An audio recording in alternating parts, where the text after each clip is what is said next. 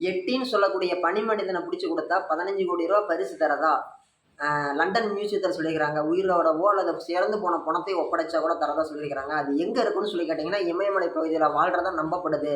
யார் யார் நம்புறாங்கன்னு சொல்லி கேட்டிங்கன்னா, ஒருத்தர் 2 பேர் இல்ல, கிட்டத்தட்ட 3, 4 நாடுகளை சேர்ந்த மக்கள் வந்து ஒரு குறிப்பிட்ட தரப்பினர் நம்புறாங்க. சீனா, ரஷ்யா, நம்ம நேபாளம், திபெத் இந்த பகுதியில் இருக்கவங்க எல்லாமே வந்து க ரொம்ப உறுதியா நம்புறாங்க. அது மட்டும் இல்லாம வந்து பார்த்தீங்கன்னா, நார்த் இந்தியா சைட்ல வந்து இந்த பனிமனிதன், அதாவது எட்டின்னு சொல்லக்கூடிய ஒரு மிருகத்துக்கு வந்து பார்த்தீங்கன்னா, கோவில்லாம் கட்டி கூட வழிபாடு பண்றாங்க.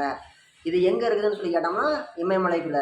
இமயமலையில பெரும்பாலும் இது வந்து மனிதர்களோட கண்களுக்கு புலப்படுறதில்ல. இது வந்து பார்த்தோம்னா, பிக் ஃபுட்ன்னு நம்ம எல்லாம் கேள்விப்பட்டிருக்கிறீங்களா? அந்த மாரி மிகப்பெரிய காலடி தரத்த கொண்டது. இதோடைய உருவ அமைப்பு வந்து பார்த்தீங்கன்னா, ஒரு 10லேருந்து ஒரு 12 அடி உயரம் இருக்குமாம்.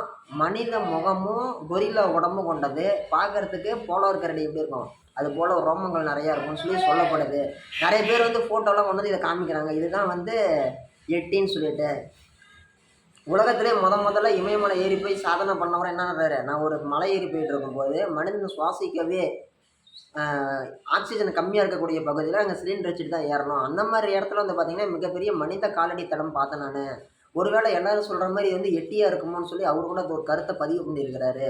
இப்படி வந்து பல பேரு, பல கருத்துக்கள சொல்லியிருக்கிறாங்க. உலகத்திலேயே முதல்ல இமயமலை ஏறுனவரும் உறுதியா சொல்லியிருக்கிறாரு. இது என்னன்னு தெரியல. ஒருவேளை மக்கள் சொல்ற மாரி எட்டிங்கிற மிருகம் உண்மையிலே இருக்குமா? அப்படின்னு சொல்லியிருக்கிறாரு. ஆனா நான் காலடி தடத்த பார்த்தது உண்மைன்னு சொல்லியிருக்கிறாரு. அதுக்கோசரம் அத தேடி பல பேர் போய் பல ஆண்டுகள் முயற்சி பண்ணி பார்த்துருக்குறாங்க. நெறைய பேருக்கு வந்து அதனுடைய காலடி தடம் மட்டும் தான் கிடைச்சிருக்குதே தவிர, மித்தபடி எதுவும் ஃபோட்டோ கூட கிடைக்கல. ஒரு சிலர் காட்டக்கூடிய ஃபோட்டோலாம் வந்து பார்த்தீங்கன்னா, கிரியேட் பண்ணி காமிச்சிருக்கிறாங்க. எப்படி கிராபிக்ஸ் பண்றாங்க, அந்த மாரி பண்ணி காமிச்சிருக்கிறாங்க. உண்மையான எட்டிய பிடிச்சு கொண்டு போய் குடுக்குறவங்களுக்கு ஒரு 15 கோடி ரூவா இருக்குது. ஓகேங்களா? அத நீங்க வந்து கேட்கலாம், எங்க போய் வாங்குறதுன்ட்டு. நீங்க உண்மையாலுமே நீங்க புடிச்சுட்டீங்க, அத பார்த்துட்டீங்க, ஒரு உண்மையான ஒரு புகைப்படத்தையோ, ஒரு காணொளியோ வெளியிட்டுட்டீங்க, அல்லது இறந்து போய் கிடக்கக்கூடிய ஒரு எட்டியோடைய உடல கொண்டு போய் குடுத்தீங்கன்னா கூட 15 கோடி. நீங்க எங்க வாங்குறதுன்னுலாம் இங்க யோசிக்காதீங்க. அத புடிச்சு நீங்க நம்ம மீடியால காமிச்சீங்கனாலே, நீங்க வந்து உங்களுக்கு தேவையானது உங்களுக்கு கிடைச்சிரும். ஓகேங்களா?